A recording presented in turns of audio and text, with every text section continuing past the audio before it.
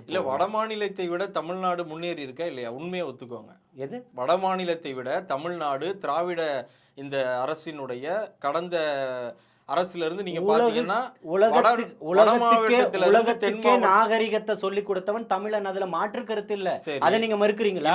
உலகத்துக்கே சொல்லி கொடுத்தும் போது வட மாநிலத்தோட ஏன் வட மாநிலத்துல இன்னைக்கு என்ன இருக்கு? அங்க இருக்க மொத்த பேர் இங்கதான் பொழைக்க வரான். அதை ஒத்துக்கிறீங்கல்ல? அப்ப இங்க இருக்கிறவன சோம்பேறி ஆக்குனது எது? சோம்பேறி யாரு? ஆமா, அப்ப ஆளக்கூடிய அரசு இருக்கக்கூடிய தமிழக மக்களை தொடர்ந்து போதையின் வழியில கொண்டு செல்லக்கூடிய இருக்கக்கூடிய சுந்தர் பிச்சை முதல் கொண்டு தமிழ்நாட்டுல எங்க இருக்காரு? இங்க இருக்காரா? இங்க இல்ல. ஆனா தமிழ்நாட்டுக்காரர் தானே. நான் என்ன கேக்குறேன், தமிழ்நாட்டுக்காரர் அதே போல தமிழ்நாட்டுல இருக்காரா? தமிழ்நாட்டுல இரு, கடந்து போகாதீங்க. இதுக்கு பதில் சொல்லிட்டு வாங்க. இதுக்கு பதில் சொல்லிட்டு வாங்க. சுந்தர் பிச்சை தமிழகத்தை சேர்ந்தவர் தான், மாற்று கருத்து இல்ல. அவ்வளோ ஞானம் பெற்றவர், அறிவு பெற்றவர், மாற்று கருத்து இல்ல.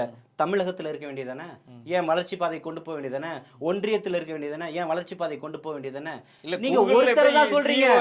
நம்மளுக்கு பெருமை தானே. ஒருத்தர் தாங்க. இங்க ஒரு லட்சக்கணக்கான பேர் நாளுக்கு நாள் குடிச்சிட்டு ரோட்ல படுத்து கிடக்குறானே, அவனுடைய மானம் லுங்கி வரைக்கும் அவுந்து போய் அம்மனமா கிடக்குறானே. இதனுடைய மானம் உங்களுக்கு போகலையா? இல்ல இது இப்ப திரு விஜய் அவர்கள் ஆட்சி பண்ணா நீங்க அதை கொண்டு போயிருவீங்களா? நிச்சயமா தமிழகத்துல மது இல்லா தமிழகத்தை உருவாக்குவோம்னு சொல்லி இருக்கிறாரு. நிச்சயமா பண்ணுவோம். அதுல மாற்று கருத்தே கிடையாதுன்னு தான் சொல்றோம்.